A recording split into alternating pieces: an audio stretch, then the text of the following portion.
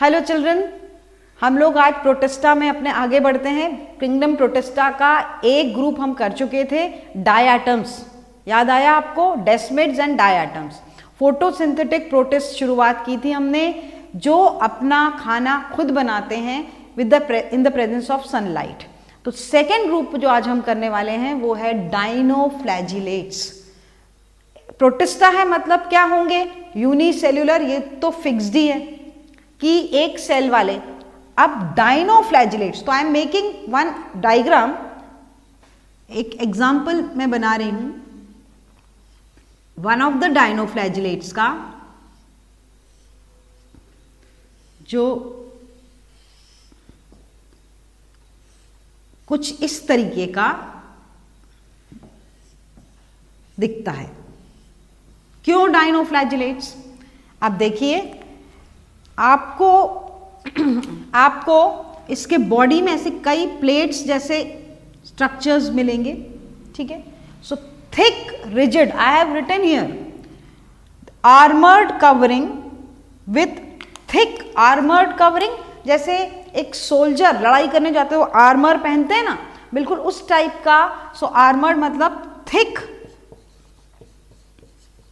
Rigid covering on the body होती है, called as theca. क्या बोलते हैं इस रिजिड कवरिंग? ऐसे प्लेट्स के फॉर्म में कवरिंग होती है, उसको बोलते हैं कॉल्ड एज थीका और लॉरिका। थीका और lorica. So the outer covering of dinoflagellates, it is joint plate sort structures are there which gives an appearance of armor जो soldiers पहनते हैं। so उसको बोलते हैं थीका या लॉरिका, rigid covering। now they dinoflagellates, दो groove हैं। ग्रूव मतलब ऐसे नाली या कहना चाहिए ऐसा गड्ढा टाइप का। एक ग्रूव क्या है? ट्रांसवर्स है। so this groove is transverse, ठीक है ना। एंड दिस ग्रूव एक राइट एंगल पे है, एक आड़े में है, एक लंबे में है, तो इसको लॉन्जिट्यूडनल ग्रूव बोलेंगे। क्या बोलेंगे इसको? Longitudinal groove. So the body has, एक ही सेल है, सिंगल सेल होते हैं protist. The cell has two grooves, one transverse and one longitudinal. The transverse groove is also called, as I have written here, cingulum or annulus. Cingulum or annulus, ठीक है। And the longitudinal groove is called as sulcus. क्या बोलेंगे उसको? sulcus। Clear? So एक ऐसा। अब इन grooves में क्या है? इन grooves में है, एक है ऐसा फ्लैजिला और एक है लंबा फ्लैजिला। कितने फ्लैजिला हैं? दो फ्लैजिला हैं, इसलिए डाई मतलब टू। नाम कैसे पड़ा? टू फ्लैजिला वाले organisms, protist. So there are two flagella, one is transversely placed and other is longitudinally placed in the grooves, and they make a right angle sort and they beat independently. ये अपना अलग beat करता है, ये अलग beat करता है, and the organism, the dinoflagellate swims by the movement of the beating of these two flagella separately beat करते हैं और ये move करता है। तो swirl करता है, swirl करके move करता है in the water। clear है? hence named as dinoflagellates। Mostly marine, 90% of dinoflagellates are marine. Rarely they are found in fresh water, but very few of them are found in fresh water. 90% of them are found in salt water, ठीक है। Possess two flagella. You know the two flagella, how they are placed? Armored covering, thick rigid covering is called theca or lorica in the form of plates. Cell wall is made up of cellulose. The cell wall is made up of cellulose. Stored food is in the form of oil, oil droplets के form में रहता है. So stored food is in the form of oil droplets. Cells have two grooves, longitudinal called as sulcus, transverse called as cingulum or annulus. Now normally they appear golden brown. So how they appear? Normally golden brown. Common color is gold, but they are having many dinoflagellates. They are of different colors, maybe red, green, yellow. They are of many colors because the proportion of the pigment depends on what proportion of pigment is more. जिसमें जो pigment ज़्यादा है वैसा वाला colour आ जाएगा. So they are found in all colours, but common is the golden brown. And what are the common pigments? The plastids have very important chlorophyll a and chlorophyll c. बहुत सारे ज़ैंथोफिल्स होते हैं जो डिफरेंट कलर्स देते हैं, लेकिन main photosynthesising pigments are chlorophyll a and chlorophyll c, no b. ध्यान रखना, ये नीट में ऐसे क्वेश्चंस आते हैं, chlorophyll a and chlorophyll c. ठीक है, ये जो डायग्राम बनाया हुआ है, ये कुछ एग्जाम्पल्स मैं आपको लिखती हूँ जो कि पता होना चाहिए, फिर अपन आगे इसके और कैरेक्टर्स करेंगे. तो examples are सिरेशियम, Noctiluca, गोनियाउलेक्स,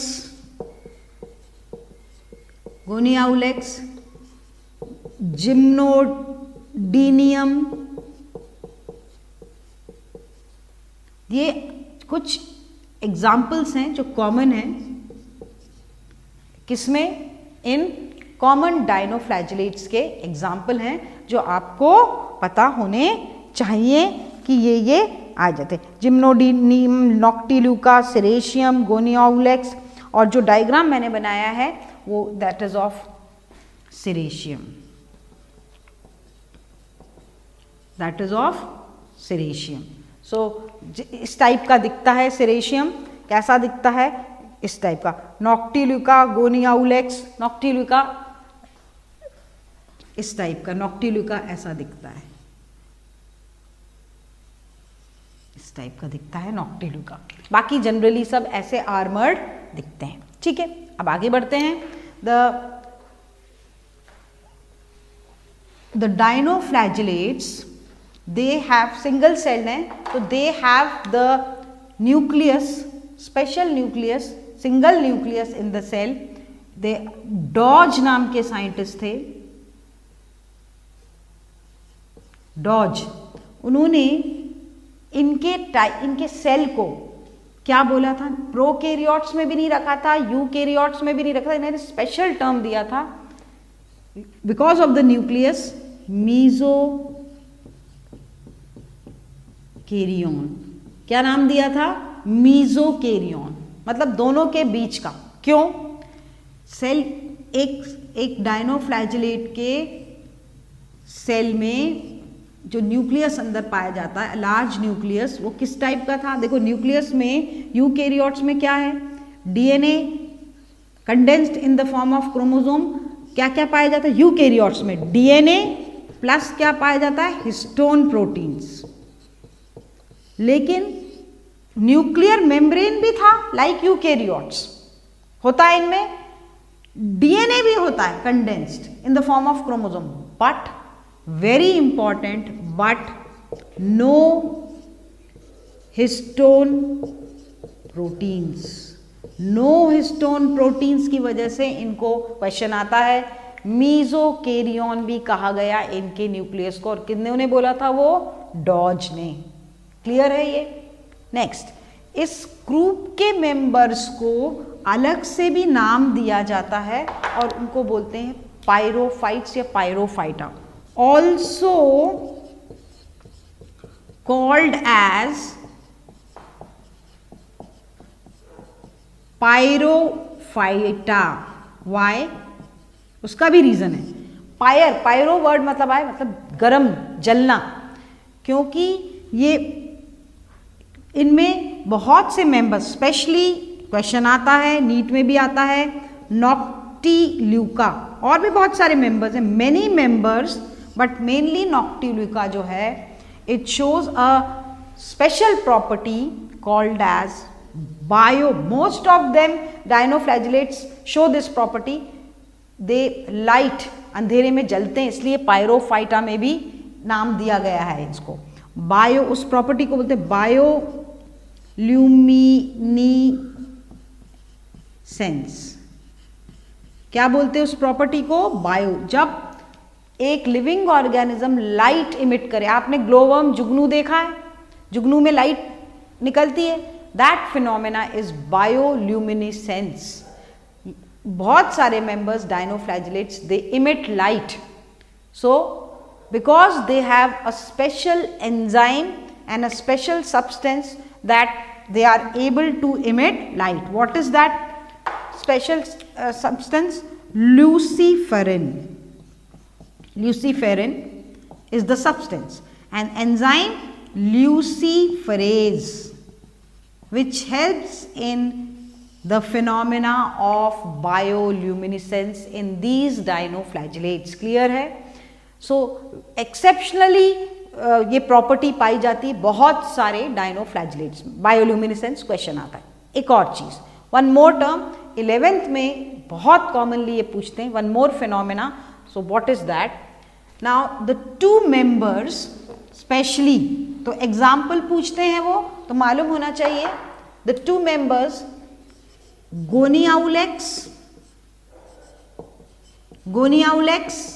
and Gymnodinium, the two specially show a special phenomena called red tide. कौन सा फिनोमेना? Red Tide. ठीक है, क्या होता है? टाइड जो है, लहरें आती हैं जब बहुत ऊंची ऊंची, तो उसको टाइड बोलते हैं. अब वो रेड, ब्लड रेड कलर की आए तो वो फिनोमेना कैसे और क्यों होता है? जब when the conditions are favorable, warm हो, टेम्परेचर वाटर का फेवरेबल, तब दे अंडरगो एसेक्सुअल रिप्रोडक्शन. बहुत विग्रस एसेक्सुअल रिप्रोडक्शन होता है बाय स्पोर्स. कुछ स्पेशल स्पोर्स प्रोड्यूस होते हैं and those spores are red in colour. Those spores are red in colour. तो ए सेक्सुअल रिप्रोडक्शन करते हैं फेवरेबल कंडीशन में and produce spores in large number. कई बुक्स में ऐसा लिखा है और कई बार ये बोलते हैं कि ए sexual reproduction is by binary fission. Binary fission होता है तो एक से दो, they just multiply enormously when the conditions during special favourable conditions in the water. और इतनी तादाद में होते हैं. एंड मैंने आपको क्या बोला, बहुत सारे कलर पिगमेंट के हिसाब से. उस दौरान उनमें ऐसा पिगमेंट होता है, they all appear red, bright red in colour. So अब आप सोचिए, इतनी तादाद में पानी में रातों रात वो डिवाइड होके मल्टीप्लाई होके इतने नंबर में आ जाते हैं and the whole water looks red. And when that water comes as a tide, लहर की तरह, तो वो लहर भी लाल दिखती है ब्लड की तरह. इस फिनोमेना को बोलते हैं रेड टाइड.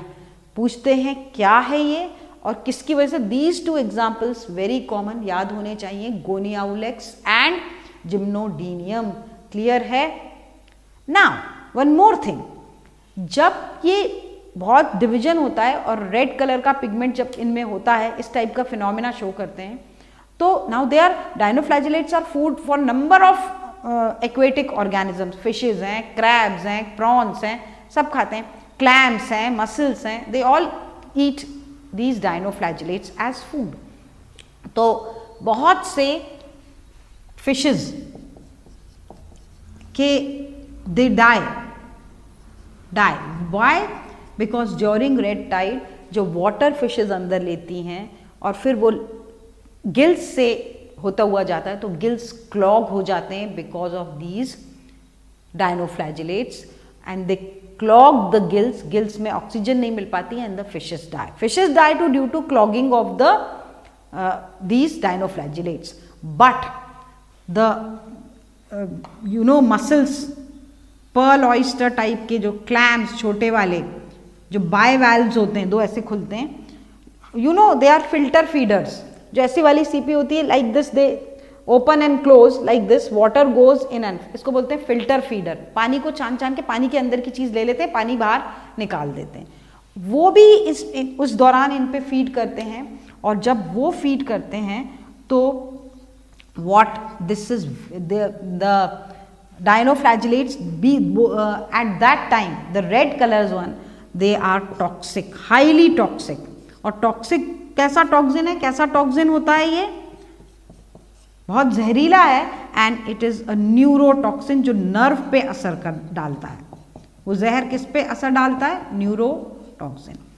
अब इन सी फूड जो खाते हैं ह्यूमन बींग्स या कोई और भी जो भी ऐसा सी फूड खाता है जिसमें क्लैम्स और ऑयस्टर्स खाते हैं, डेलिकेसी मानी जाती है कई जगह तो सी फूड, अगर वो किसी ह्यूमन बींग ने खा लिया जिसने इनको कंज्यूम करा है इस स्टेज में, वो इंसान को के नर्वस सिस्टम पे अटैक होता है क्योंकि टॉक्सिन्स हैं, और पैरालिटिक PSP हो जाता है उसकी वजह से. सो ह्यूमन बींग्स को क्या हो जाता है, आई विल रब and right. So in man it causes, ऐसा मैन जो इनको खाएगा that is PSP, paralytic, paralysis हो जाता है, पैरालिटिक शेलफिश, शेलफिश है ना ये वाली, शेल वाली fish poisoning, paralytic shell fish poisoning PSP हो जाता है. और वो खास जहर, बहुत सारे टाइप में, मेन जहर होता है सेक्सीटॉक्सिन. कौन सा जहर होता है, सेक्सीटॉक्सिन. सो ये पाया जाता है किसमें, जब भी ये फिनोमेना रेड टाइड का होता है उस वक्त these dinoflagellates, they are bright red in color and inside them they become highly toxic with the toxin, main toxin sexietoxin, which is a neurotoxin. They attack the nerves. जभी तो paralysis. अगर ऐसे कोई सी फूड को human ने consume किया जिसने ये रेड टाइड वाले डायनोफ्लैजिलेट्स कंज्यूम किए हों, उसको ऐसे ह्यूमन बींग को PSP हो जाती, that is paralytic shell fish poisoning. Clear है सबको what is the phenomena of red tide, सबको क्लियर है. सो रेड टाइड क्वेश्चन आता है, देन आता है बायोल्यूमिनेसेंस क्या है, that is phenomena of emitting light because of the enzyme luciferase and the substance luciferin. ठीक है. So these two most prone questions are red tide and Goniaulex, and what you should remember, Gymnodinium. Clear है. और कुछ points हैं जो मैं आपको बताती हूँ.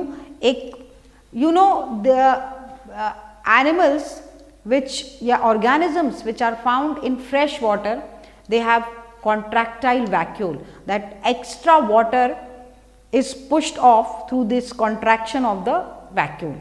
Protists have them, but these are the two flagella where they start.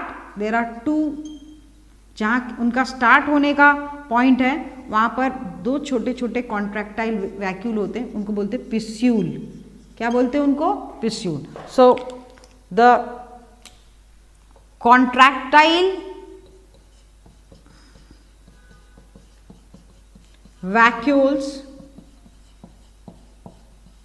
are absent.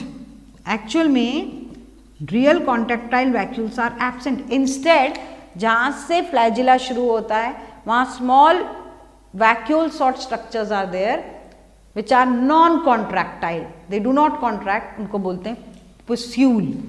So they are non contractile structures, they are called as piscules. So you are clear with the non-contractile vacuole, which are called as piscules.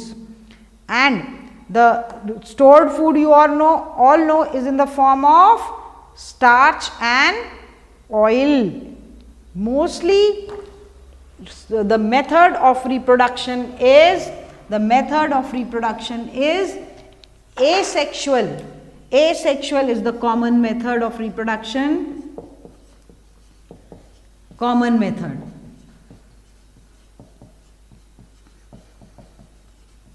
And rarely sexual is found. There is sexual reproduction.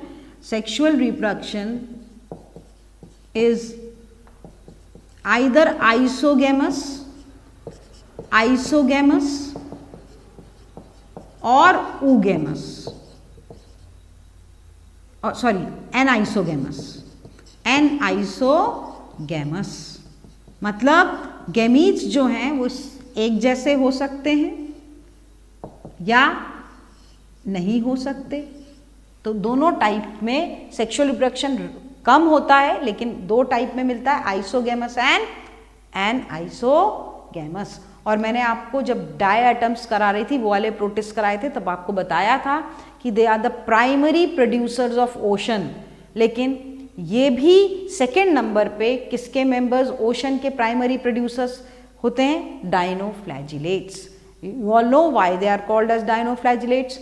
और मैंने आपको बताया कि उनका flagella अलग अलग independently beat करके swirling movement of dinoflagellate होता है. बॉडी आर्मर्ड होती है इन डिफरेंट डिजाइंस और प्लेट्स के फॉर्म में, जिसको थीका या लॉरिका कहते हैं. रिच कवरिंग होती है.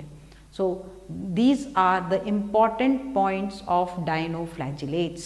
क्लियर है? With this we will end and we'll continue with our kingdom protista in our next class. Thank you.